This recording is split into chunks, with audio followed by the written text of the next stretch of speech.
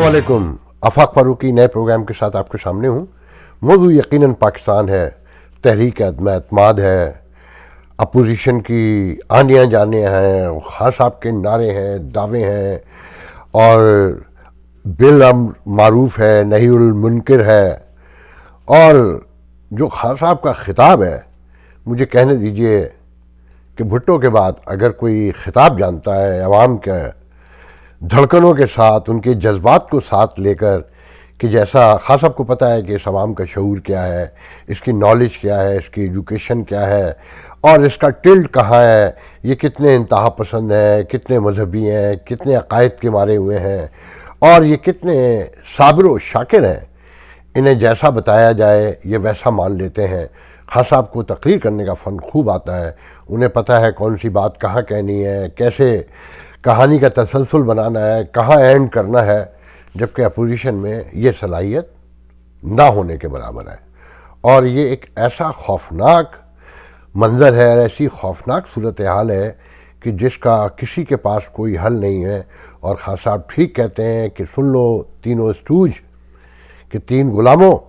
मैं तुमसे जीतने वाला हूँ और मैं तुमसे जीत जाऊँगा।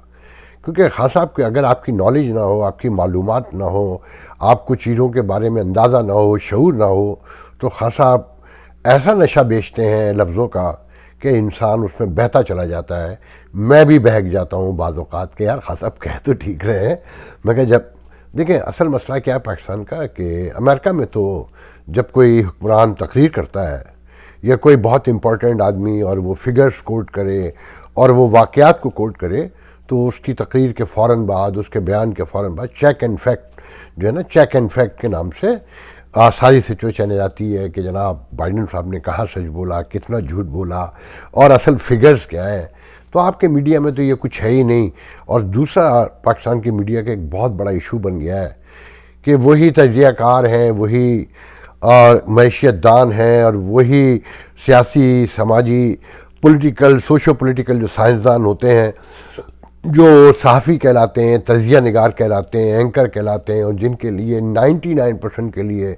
ये कहा जाता है कि ये उस पार्टी से मिला हुआ है, ये उस पार्टी से मिला हुआ है। जैसे टॉक शोज़ में एक एंकर होता है और एक पीटीआई का मेंबर, एक मुस्लिम लीग का और एक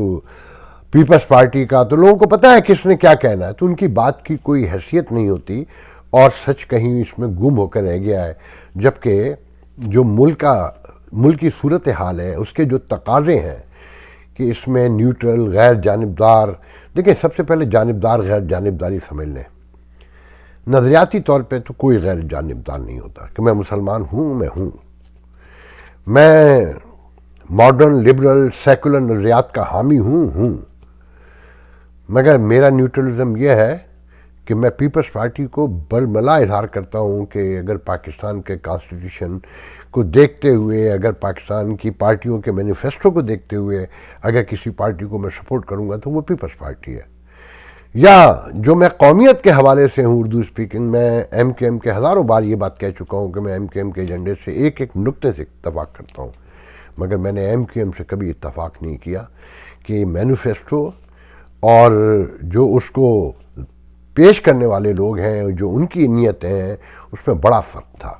ऐसी पीपल्स पार्टी है कि रोटी, कपड़ा और मकान नारा बहुत अच्छा है, मगर उसके लिए काम कितना किया, ये एक बहस तलब है।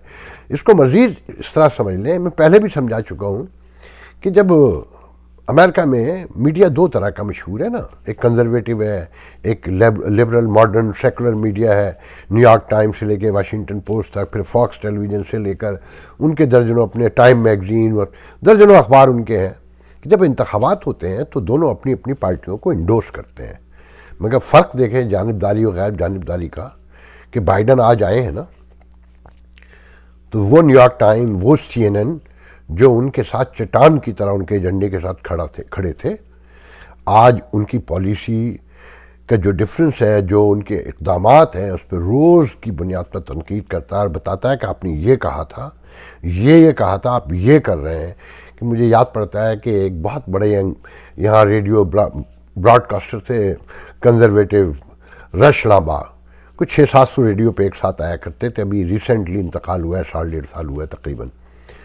तो वो कहते थे बिल क्लिंटन के दौर में कि ये کیونکہ وہ کنزرویٹو تھے، بل کلنٹن ڈیموکریٹ، تو کہتے تھے کہ یہ تو صبح کو اٹھ کے نیو یارک ٹائم کو دیکھ کر اپنی پالیسی بناتا ہے، کیونکہ نیو یارک ٹائم اتنی تنقید کرتا تھا بل کلنٹن پہ، علامہ الحفیظ، جبکہ نظریاتی طور پہ ایک تھے۔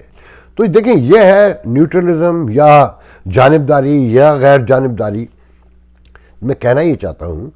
کہ جب تک دیکھیں پاکستان کی یونیورسٹیز میں، بڑے بڑے انسٹیٹیوٹ میں بہت پڑھے لکھے لوگ بیٹھے ہیں جو نیوٹرل ہیں، جو یقیناً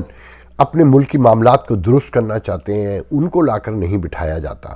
کہ وہ بتائیں کہ سچ کیا ہے، جھوٹ کیا ہے۔ اب جیسے خان صاحب نے آج یہ کہہ دیا، میں خان صاحب کی تقریر کی طرف بعد میں آؤں گا، مگر یہ بات آگے تو کہہ دوں کہ جناب 2013 میں جو سڑکیں بنی اس کے مقابلے میں ہم نے آج 10 سال کے بعد 24 کروڑ روپے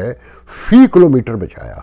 اور اس کے مقابلے میں 24 کروڑ روپے فی کلومیٹر سستی بنائی اور 1000 ارب روپے بچایا۔ اس کا جواب یہ بہت دنوں سے کہا جا رہا ہے، اس کا جواب اپوزیشن نے کبھی نہیں دیا، اور نہ کبھی کسی نے ان سے یہ جواب مانگا، اور نہ فیکٹس اینڈ فگر لا کر دکھائے گئے۔ دیکھیں سب سے پہلے تو ذہن میں رکھیں کہ 14 دن اپوزیشن نے بتائے کہ کانسٹیٹیوشنلی کہ جب تحریک عدم اعتماد آ جائے تو 14 دن میں اجلاس بلانا ہوتا ہے، جس کو شیخ رشید سے لے کر سب نے ریکگنائز کیا اور کہا کہ ہاں 14 دن میں آنا چاہیے۔ تو 21 کو کل 14 دن ہوتے ہیں، مگر اسپیکر نے پہلے کہہ دیا تھا میں اپنی مرضی سے بلاؤں گا، اور یہ میرا اختیار ہے، کیونکہ اسپیکر اب تو بات سامنے آ گئی نا کہ 2 شریف الدین پیرزادہ ایک ساتھ حکومت کے ساتھ مل گئے ہیں،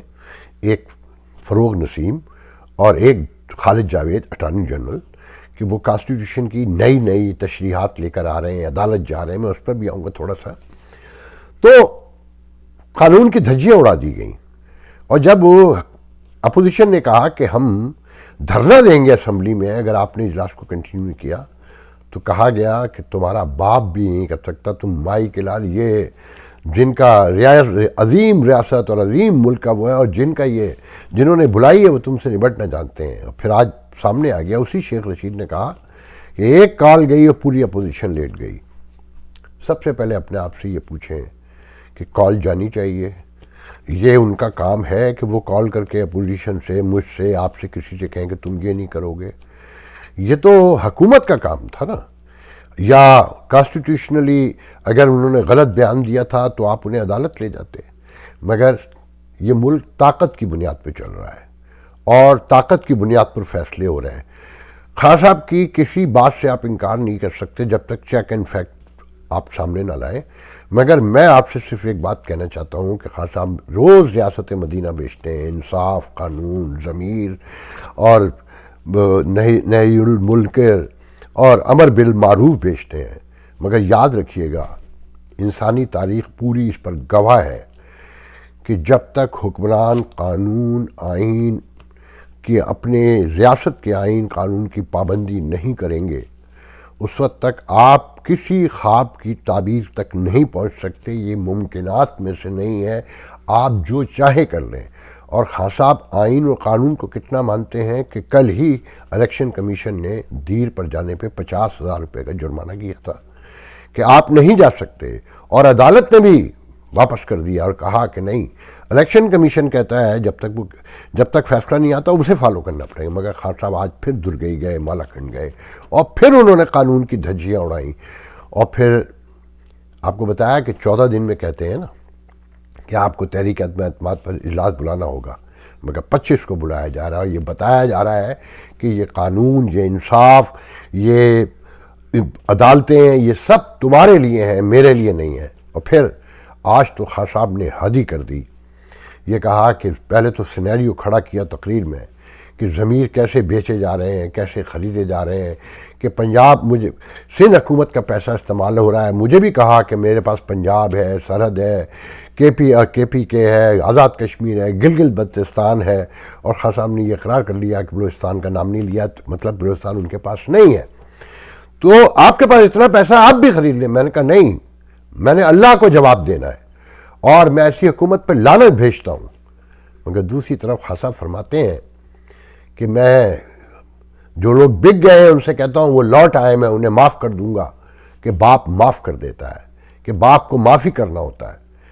مگر یاد رکھیں تاریخ یہ بتاتی ہے، اسلامی تاریخ یہ بتاتی ہے، ریاست مدینہ یہ بتاتی ہے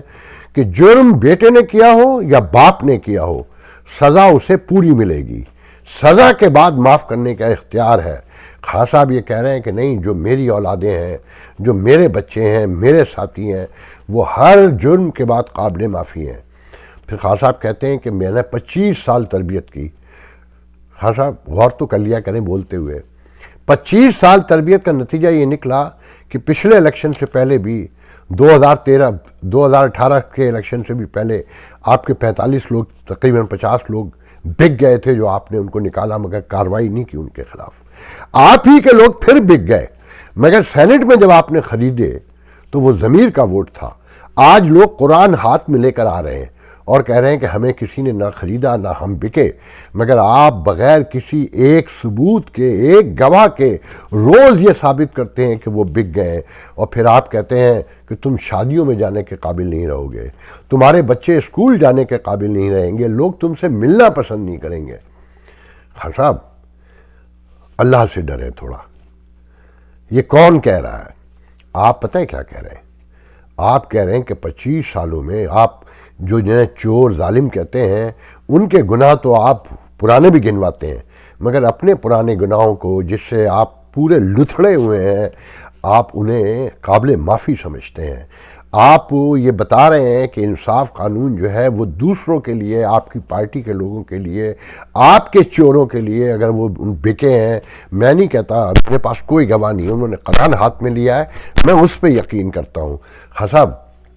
اپنے آپ سے اکیلے میں بیٹھ کے پوچھے گا، یہ اقتدار اتنا اہم ہے جسے آپ کہتے ہیں میں لعنت بھیجتا ہوں، مگر اسے آپ چھوڑتے نہیں ہیں، اس کے پیچھے لگے ہوئے ہیں، اس کا سامنا کرنے سے، اس کا آئینی جو اس کا طریقہ کار، اس کا سامنا کرنے سے آپ بھاگ رہے ہیں، تاریخیں بڑھا رہے ہیں، کانسٹیٹیوشن توڑ رہے ہیں۔ میں کیا کیا گنواؤں جو خان صاحب نے تقریر میں کہا؟ پھر سب سے پہلے میں آپ کو یہ بھی بتاتا چلوں، جلد بازی میں رہ جائے گا، کہ خان صاحب کی حکمرانی انصاف یہ ہے کہ سیالکوٹ میں ایک اس کے علاقے میں کوئی گاؤں ہے، وہاں پر درجنوں نہیں تو کئی فوج ڈپو ہے جہاں بہت بڑے دھماکے ہوئے ہیں، انٹرنیشنل میڈیا میں آ گیا ہے، مگر آپ کے یہاں اجازت نہیں ہے کہ بتایا جائے کہ وہاں کتنے لوگ مرے ہیں، سینکڑوں گاڑیاں ایمبولینس لوگوں نے جاتے ہوئے دیکھی ہیں، بڑے خوفناک دھماکے ہوئے ہیں، کتنا نقصان ہوا ہے، کتنا جانی اور کتنا مالی نقصان ہوا ہے، کوئی بتانے کو تیار نہیں ہے۔ یہ ہے ریاست مدینہ، یہ ذہن میں رکھیے گا۔ پھر آپ نے یہ تو سن لیا ہوگا کہ جنگ اب یہاں تک پہنچ گئی کہ کھلے عام کہا جا رہا ہے کہ خان صاحب کو باجوہ صاحب سیک کریں گے یا باجوہ صاحب سیک ہو جائیں گے، اور خان صاحب ایک بڑا آئینی بحران کھڑا کر دیں گے اس ریاست میں، ایک ہنگامہ مچا دیں گے۔ OIC کی آڑ میں آپ 3 دن چھپ جائیں گے، 4 دن چھپ جائیں گے،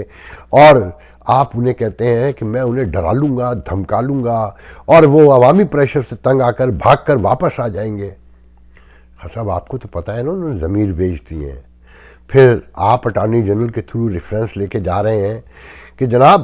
ووٹ کی سینسٹی جو ہے وہ طے ہونی چاہیے۔ آئین میں صاف لکھا ہے کہ ووٹ ڈالنے کے بعد فیصلہ ہوگا کہ انہیں پارٹی نے رکھنا ہے، نکال دینا ہے، ڈی سیٹ ہونا ہے، تاحیات ختم کرنا ہے، مگر اب پلی لی جا رہی ہے کہ جیسے ہمارے 72 فرقوں میں قرآن کی اپنی اپنی تشریح کر کے اسلام کو بدنام کر دیا گیا اور اتحاد یگانیت کو ختم کر دیا گیا، آج اس آئین کو کنٹروورشل بنایا جا رہا ہے اور کہا جا رہا ہے کہ ووٹ کی سینسٹی کا فیصلہ کرے گی عدالت، کہ یہ ووٹ ڈل بھی سکتا ہے نہیں ڈل سکتا ہے۔ یہ شریف الدین پیرزادہ والی حرکتیں شروع ہو گئی ہیں۔ یہ اسی شہر سے لوگ ہیں جہاں سے شریف الدین پیرزادہ تھے، جو ہر جابر ظالم غاصب حکمران کے ساتھ کھڑے ہوتے تھے۔ آج یہ فروغ نسیم، خالد جاوید خان بھی اسی شہر سے ہیں، اسی لیے یہ شہر کھنڈر بن گیا کہ اس پر جو عذاب اترے ہیں اس عذاب کی کوئی وجوہات تو ہوں گی نا، کہ جو اپنے ملک کے آئین کو، قانون کو تسلیم نہ کرے۔ کوئی سوچ سکتا ہے کہ اس موقع پر جب قرارداد آ رہی ہے اور اسے آپ لنگر آن کرنا چاہتے ہیں، آپ ڈرا رہے ہیں لوگوں کو، آپ جلسے کر رہے ہیں، آپ OIC کانفرنس کی آڑ میں چھپ رہے ہیں، آپ تو خان صاحب اس وقت خاموش ہو کے گھر بیٹھ جانا چاہیے تھا، جو قانون انصاف کا تقاضا ہے. جب تک آپ اعتماد کا ووٹ نہ لیتے یا نو کانفیڈنس کو آپ ناکام نہ بنا دیتے. مگر نہیں. دیکھیں میں کسی کی حمایت نہیں کرتا، مجھ جیسے لوگ کسی کے ساتھ میں نہیں ہوتے، اس لیے میرا ولاگ بہت کم دیکھا جاتا ہے. مجھے لوگ سمجھاتے ہیں مجھے کسی ایک پارٹی کی طرف کھڑے ہو جانا چاہیے. نہیں، میں نہیں کر سکتا. میں سب کو اسٹیٹس کو کا حصہ سمجھتا ہوں، نہ میں انہیں نیوٹرل سمجھتا ہوں، نہ میں انہیں دودھ کا دھلا سمجھتا ہوں. اور میں یہ کہتا ہوں کہ آج عمران خان کی شکل میں جو یہ قوم بھگت رہی ہے، یہ اس سیاسی رویوں کا، اس سیاسی روایات کا نتیجہ ہے جو گزشتہ 40 سال تک بوئی گئیں، جو نواز شریف نے، زرداری نے اور پیپلز پارٹی نے اور باقی دیگر جماعتوں نے بوئی تھیں، جو روایت کھڑی کی تھیں، قائم کی تھیں. اس کا نتیجے میں یہ خان صاحب آئے. نہ وہ قانون آئین انصاف کو مانتے تھے، مگر وہ پھر بھی کہیں وزاداری برت جاتے تھے کہ تھمتے تھمتے تھمیں گے آنسو، رونا ہے کوئی ہنسی نہیں. خان صاحب نے سب توڑ دیا، سب کچھ ختم کر دیا کہ یہ لو. کہتے ہیں نا اینڈ ہوتا ہے کسی چیز کا، تو اس برائی کا اینڈ آپ کے سامنے آ کے کھڑا ہو گیا ہے. اور وہ ریاست مدینہ کا والی بھی ہے، وہ یہ بھی بتاتا ہے کہ رحم العالمین اتھارٹی جو ہے وہ حضور کی سیرت کو عام کرے گی، بتائے گی کہ آپ کیسے دنیا میں زندگی بس رہن سہن آپ کا کیا تھا، آپ کیسے آپ زندہ رہتے تھے، کیا آپ کے طور طریقے تھے، انہوں نے کیسے انسانوں کو اس دنیا کا امام بنایا. وہ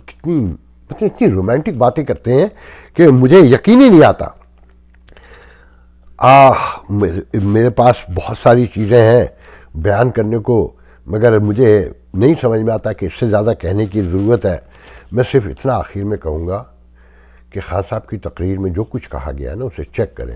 مثال کے طور پہ خان صاحب نے کہا کہ بلوچستان میں جو ریکارڈک جو مائنز کا مقدمہ تھا وہ کئی سال کی 11 سال پہلے سے شروع تھا نا. خان صاحب نے اپنے کھاتے میں ڈال دیا کہ جناب ہمارا معاہدہ ہو گیا ہے، $10 بلین وہ خرچ کریں گے. ہاں یہ میں نے بھی سنا ہے کہ معاہدہ ہو گیا ہے، مگر 50% وہ لے جائیں گے. وہ جو دنیا کی سب سے بڑی سونے کا تانبے کی کانوں سے جو نکلے گا خزانہ، وہ 50% وہ لے جائیں گے. 50% بلوچستان کو ملے گا، 50% وفاق لے جائے گا، اور 50% جو بلوچستان ہے کا حصہ ہے اس میں سے بھی وفاق ہی لے جائے گا. کیونکہ اب سمجھ میں آتا ہے کہ وہاں پر دہشت گردی کیوں بڑھی ہے، وہاں اب وہ رینجر ہیڈ کوارٹر میں گھس کے مقابلے کیوں ہو رہے ہیں، وہ سیج کیوں ہے، وہاں کسی سیاسی پارٹی کو سانس لینے کی اجازت نہیں ہے، صحافیوں کو دہشت گردی کے الزامات میں گرفتار کیا جا رہا ہے. کیونکہ اصل دولت تو وہاں سے آنی ہے. 8,000 ملازمتیں ہوں گی. اب کوئی میڈیا ایسا نہیں ہے دنیا میں جو بتا سکے ان 8,000 میں سے بلوچیوں کو کتنی ملیں گی. یہ ساری چیزیں دیکھنے کی ہیں. پھر خان صاحب نے جو اپنے کارنامے گنوائے ہیں کہ 150 روپے زیادہ مہنگا تیل ہے برطانیہ میں اور 70 روپے ہندوستان میں، ان کی بائنگ پاور، ان کی جی ڈی پی، وہ ساری نوٹ کر لیں خان صاحب. کاش آپ عوام کو پورا سچ بتایا کریں. پھر جو خان صاحب نے سب سے آخری امپورٹنٹ بات بتا دوں پھر میں ختم کرتا ہوں. خان صاحب نے کہا کہ یہ آزاد خارجہ پالیسی کے دشمن ہے اور کوئی نیوٹرل نہیں ہوتا، اچھائی یا برائی کے ساتھ کھڑے ہو. خان صاحب ایک ایسا مقدمہ بناتے ہیں اپنے حق میں کہ اپنی تقریر میں ثابت کر دیتے ہیں کہ وہ ایماندار ہیں، کیونکہ کسی نے چیک اینڈ فیکٹ کو لاتا نہیں ہے اور اپوزیشن بھی متنازع ہے. تو تالیاں بجوانے کے لیے خان صاحب اپنے آپ کو پاک صاف مکمل باکردار ثابت کر دیتے ہیں. خان صاحب فرماتے ہیں کہ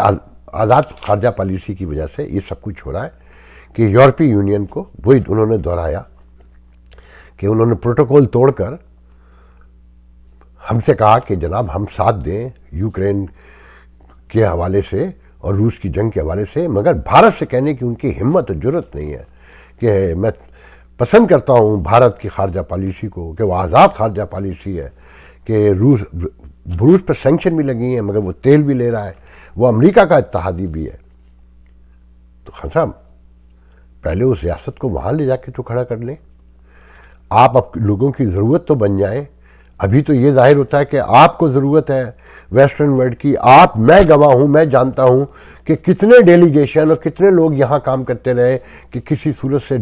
بائیڈن آپ کو کال کر لیں، آپ حلفیہ کہیں کہ آپ نے کوشش نہیں کی، آپ کے یار دوست کہہ سکتے ہیں آپ لوگوں نے کوشش نہیں کی، کتنی ٹیمیں آئیں، کتنے نیگوسیشن ہوئے، یہاں تک مجھے کہا گیا کہ بس 1-1.5 ہفتے میں آپ سن لیں گے کہ کال ہو گئی ہے۔ جب کال نہیں ہوئی تب آپ نے کپڑے اتار کر آپ میدان میں آئے اور کہا کہ میں آزاد ہوں اور میں کوئی غلامی نہیں کروں گا، کیونکہ آپ کو پتہ چل گیا کہ آپ کو کال نہیں آئے گی۔ آپ اچھی طریقے سے جانتے ہیں آپ کا سارا چندہ یورپ امریکہ سے آیا، آپ نے جو ہاسپٹل بنایا جس کا آپ حساب دینے کو تیار نہیں، یہ فارن فنڈنگ کیس۔ اور پھر لوگوں کو آج میں یہ بھی بتا دوں کہ فیکٹ اینڈ فوکس کے نام سے ایک ویب سائٹ ہے جو امریکہ برطانیہ میں میرے خیال میں، اس نے کل ایک سٹوری کی ہے خان صاحب اور خان صاحب کے خاندان پہ بدعنوانی کی کہ کیسے ان کے والد نے ایک اتھارٹی لیٹر کے ذریعے اب وہ جائیداد جو اتھارٹی لیٹر کا جو قوانین ہے اس کے تحت وہ کبھی اپنے آپ کو خود کو اور اپنے بچوں کو نہیں بیچ سکتے تھے، اپنے بچوں کو 70 لاکھ روپے میں بیچی، پھر کیسے وہ ڈسٹریبیوشن ہوئی، پھر کیسے خان صاحب نے الیکشن کمیشن سے چھپایا اور 2019 میں جا کے وہ ظاہر کی، اور کیسے خان صاحب نے وہ بیچی اور میک شور کیا کہ 40 لاکھ روپے سے زیادہ کی کوئی ایک رجسٹری نہ ہو، اور ایسی 20-30 رجسٹریشن ہوئی 2 سے 2.5 ماہ میں، اور خان صاحب وہ پورا واقعہ چھپا گئے۔ یہ ہے ریاست مدینہ۔ میں چاہتا ہوں وہ خبریں آپ لوگ بھی دیکھیں، پڑھیں۔ مجھے دیکھیں بہت سی باتیں خان صاحب کی تقریر میں صرف اتنا کہہ سکتا ہوں کہ آپ لوگ پڑھیں، دیکھیں۔ میں یہ نہیں کہہ رہا کہ نواز شریف، شہباز شریف، یاسر زرداری کوئی نیک لوگ ہیں اور انہوں نے میں تو یہ صاف کہتا ہوں کہ اگر انہوں نے کوئی اچھی روایات قائم کی ہوتی تو آج ہم یہ مرحلہ فیس نہیں کر رہے ہوتے۔ مگر یاد رکھیے گا جتنا ہی تصادم بڑھ رہا ہے نا، اس کے نتیجے بھگتنے آپ کو پڑیں گے۔ میں نے کل بھی کہا تھا میرے پاس کچھ خبریں بھی ہیں، مجھے اچھا نہیں لگا میں ابھی شیئر کروں، میں کچھ چیزیں دیکھ رہا ہوں، پھر میں آپ کو بتاؤں گا کہ یہ ریاست کہاں جا کے کھڑی ہو گئی ہے، اب اس کے بارے میں کیا گفتگو ہو رہی ہے اور کیا اسٹیکس